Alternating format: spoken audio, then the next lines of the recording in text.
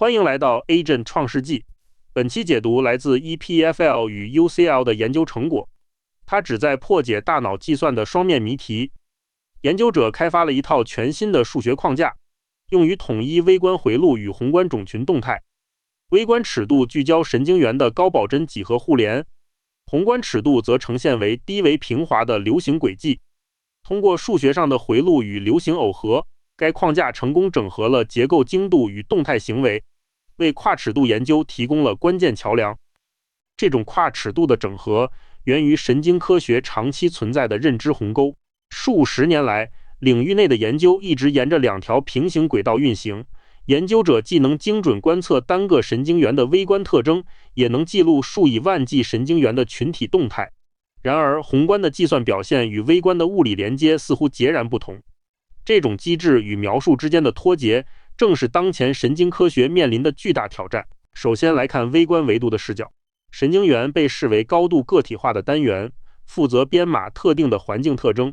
这种视角引入了维度为 D 的调谐空间。神经元不再按物理位置排列，而是基于特征相似度进行定位。在这种抽象空间中，特征越相似的神经元临近度越高，从而形成了精确的微观回路连接。与微观回路相对的是宏观视角下的神经流行。通过对大规模神经群体活动进行降维分析，研究者发现数以万计神经元的活动并非杂乱无章，这些联合活动被严格限制在一个低维几何曲面上，即神经流行在这个状态空间中。潜在变量驱动网络沿平滑轨迹运行，群体层面的计算就发生在这类维度为 D 的宏观拓扑结构之上。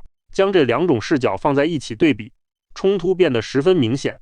回路模型像是一张静态地图，专注于单个神经元的机制与物理特征，而流行视角更像动态的水流，关注群体层面的表征状态与低质动态吸引子。尽管两者在空间维度和连接逻辑上存在差异，但核心痛点在于我们是否能通过宏观的流行反推并暴露出微观的回路蓝图。为了解决这一问题，研究者利用神经场理论搭建了数学桥梁。他们证明，创造宏观流行的低质连接，在本质上等同于定义微观回路的调谐特征内基。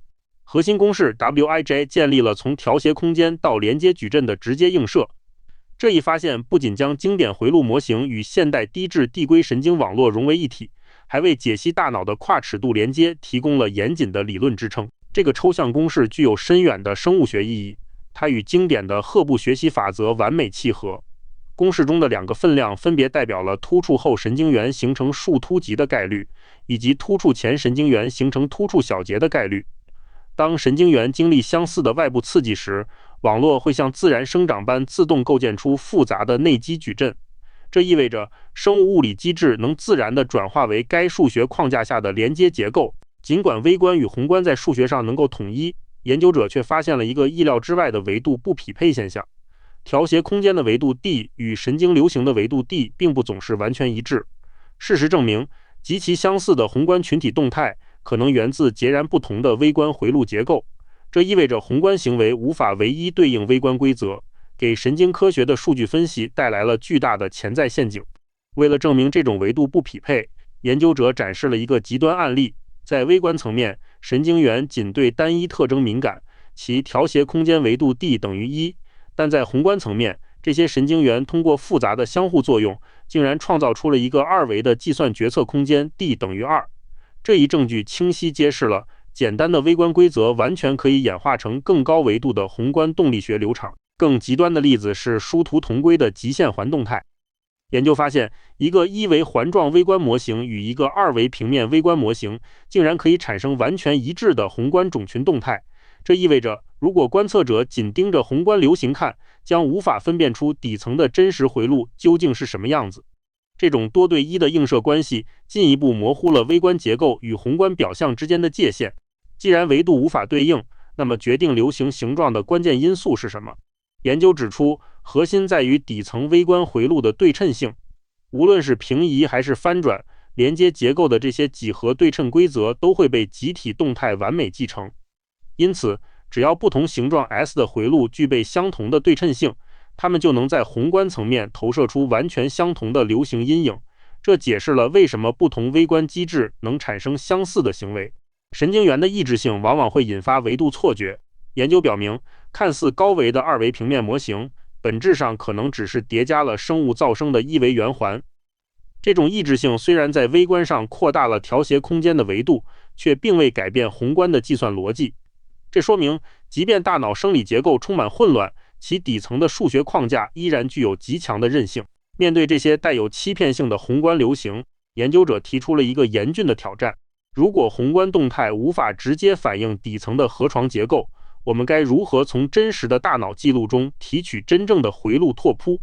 现有的分析手段已捉襟见肘，科学界迫切需要一种全新的数据解码工具来穿透宏观表象，并还原真实的微观蓝图。为了破解这一困境，研究者提出了一种神经元个体统计特征嵌入的方法。与其关注某一时刻所有神经元的集体状态，不如长时追踪单个神经元在不同时间点的放电频率。由于这种频率严格受限于神经元在调谐空间中的位置，它能够有效过滤动态干扰，并保留最原始的物理几何特征，从而揭示出隐藏在大数据中的回路蓝图。具体操作上，研究者通过记录神经元在 T 个不同时间点的放电率，构建了一个 T 维嵌入空间。当所有神经元的数据在此空间累积时，奇迹发生了。原本杂乱的信号竟然精准地复制了原始调谐空间的几何形状。无论是清晰的青色圆环，还是带有曲率的橙色点云面，这些拓扑指纹让隐藏在数据深处的微观结构彻底显形。为了在实战中验证这一提取方法，研究者模拟了一项名为 CDM 的情境决策任务。在该任务中，人工神经网络需要同时接收颜色和运动两种感官输入。关键在于网络必须根据不断切换的情境提示，灵活决定该关注哪种信号，并做出相应选择。这种复杂的认知场景为测试模型分辨微观与宏观的能力提供了理想的实验平台。在实验中，研究者构建了2个表现完美的脉冲神经网络，其中蓝核网络内置了1D 环状调谐回路，而橙核网络则采用了2D 平面调谐回路。尽管这2个网络包含的神经元数量相同，均为3000个，但它们的底层硬件架构截然不同。